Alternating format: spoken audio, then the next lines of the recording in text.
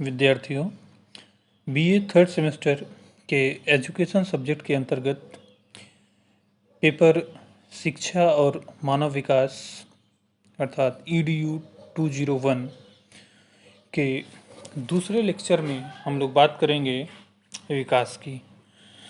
जैसा कि आप सभी को ज्ञात है, पहले लेक्चर में हम लोगों ने बात की थी वृद्धि एवं विकास का जो भी कॉमन बैकग्राउंड था, और उसके बाद हम लोगों ने बात की थी कि वृद्धि क्या है, उसके क्या फीचर्स हैं, और इसी क्रम में हम लोग इस दूसरे लेक्चर में बात करेंगे विकास और उसके फीचर्स के बारे में।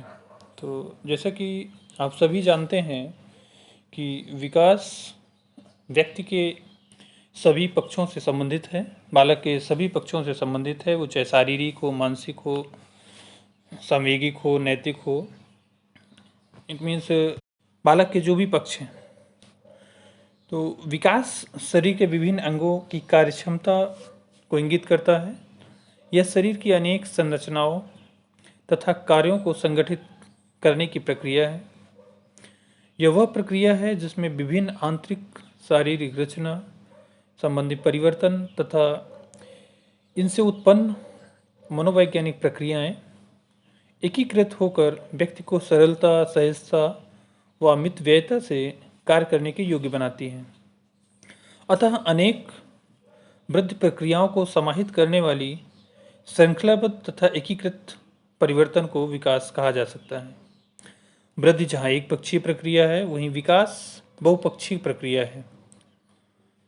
इस प्रकार निष्कर्ष रूप में कहा जा सकता है कि विकास वृद्धि की तुलना में एक व्यापक पद है, यानी उससे बड़ा है, क्योंकि हम लोगों ने बात की कि वृद्धि बेसिकली बालक के एक पक्ष से संबंधित है, जो उसका शारीरिक पक्ष है, और जो विकास है उसके सभी पक्षों से संबंधित है। वो चाहे शारीरिक पक्ष के अलावा और जो भी पक्ष हैं उसमें शारीरिक पक्ष भी समाहित है। दूसरा, विकास मनुष्य के सभी पक्षों यानी कि शारीरिक हो, मानसिक हो, सामाजिक हो, सामूहिक हो, नैतिक आदि किसी भी पक्ष, कोई भी पक्ष हो, सभी पक्षों से संबंधित है। विकास के परिणाम स्वरूप व्यक्ति की कार्यक्षमता में वृद्धि होती है। जैसा कि हम लोगों ने देखा था कि वृद्धि में उसकी संरचनाओं में परिवर्तन आता है, उसी प्रकार से विकास के अंतर्गत हम उसकी कार्यक्षमता के बारे में देखते हैं, उसकी शैली के बारे में देखते हैं। तो इस प्रकार से हम कहते हैं कि विकास के परिणाम स्वरूप व्यक्ति में जो भी उसकी कार्यक्षमताओं में वृद्धि होती है, तो हम कह सकते हैं कि बालक में विकास हो रहा है। आगे चलते हैं, हम लोग देखते हैं कि विकास की क्या विशेषताएं हैं, तो इनको भी हम लोग पॉइंट वाइज देख सकते हैं। जैसे विकास व्यक्ति के संपूर्ण परिवर्तन को दर्शाता है। साथ साथ हम ये भी देखते चलें कि वृद्धि बेसिकली क्या है कि एक पक्ष को ध्यान में रखकर उसका अध्ययन किया जाता है, वो उसका शारीरिक पक्ष है। लेकिन विकास व्यक्ति के संपूर्ण परिवर्तन, वो चाहे शारीरिक हो, चाहे उसके मानसिक परिवर्तन, चाहे सामाजिक हो, चाहे सामूहिक हो, यानी जो भी चेंजेस उसमें दिखाई देते हैं वो विकास के अंतर्गत आते हैं। यह पूरे जीवन काल किसी न किसी गति से होता रहता है।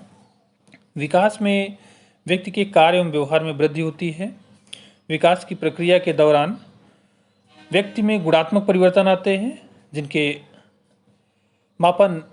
जिनका कि मापन काफ़ी कठिन होता है। क्योंकि अभी हम लोगों ने वृद्धि में देखा था, उसमें जो क्वांटिटेटिव चेंज आता है, मात्रात्मक परिवर्तन आता है, तो मात्रात्मक परिवर्तन को बड़ी आसानी से आप मेजर कर सकते हैं, माप सकते हैं। लेकिन विकास में अगर उस शारीरिक पक्ष को छोड़ दिया जाए तो बाकी जो भी पक्ष हैं उनका जब आप मेजरमेंट करते हैं तो आप उसको मात्रात्मक रूप से उसको मेजर नहीं कर सकते एग्जैक्टली। तो इसके लिए कहा जाता है कि विकास के दौरान व्यक्ति में गुणात्मक परिवर्तन आते हैं, जिनको कि मापना काफ़ी मुश्किल होता है, काफ़ी कठिन होता है। इसलिए विकास का जो मापन होता है वो निरपेक्ष रूप में ना होकर सापेक्ष रूप में होता है। हम दोनों से कंपेयर कर लेते हैं, हम सेल्फ से कंपेयर कर लेते हैं कि पहले उसका मानसिक विकास कैसा था, उसकी मानसिक स्थिति कैसी, कैसे वो जो भी सामाजिक विकास यानी समाज की जो भी चीज़ें थी उनके साथ वो कैसे अपना एडजस्टमेंट करता था, तो उसका मीन्स क्या है कि उसका सामाजिक विकास कैसे हुआ था और अब वो किस प्रकार से करता है। तो हम इस रूप में इसको कहते हैं कि विकास का जो मापन है वो सापेक्षिक होता है, रिलेटिव होता है, वो एब्सोल्यूट नहीं होता है, जीरो स्केल पर नहीं होता है, वो रिलेटिव स्केल पर होता है। तो विकास का मापन क्या होता है? सापेक्षिक रूप में किया जाता है। विकास के निर्धारण में आनुवंशिकता और वातावरण दोनों की भूमिका होती है।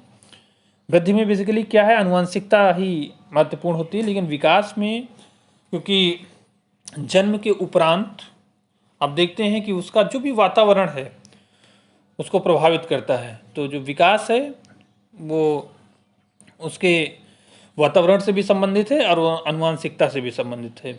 विकास बिना वृद्धि के भी हो सकता है, जैसा कि अभी हम लोगों ने ऊपर चर्चा की कि वृद्धि एक समय तक ही होती है, एक मैच्योरिटी जब आ जाती है बच्चे में तो वृद्धि उसकी रुक जाती है, लेकिन विकास पूरे जीवन काल यानी में कि गर्भावस्था से लेकर मृत्यु तक विकास चलता रहता है।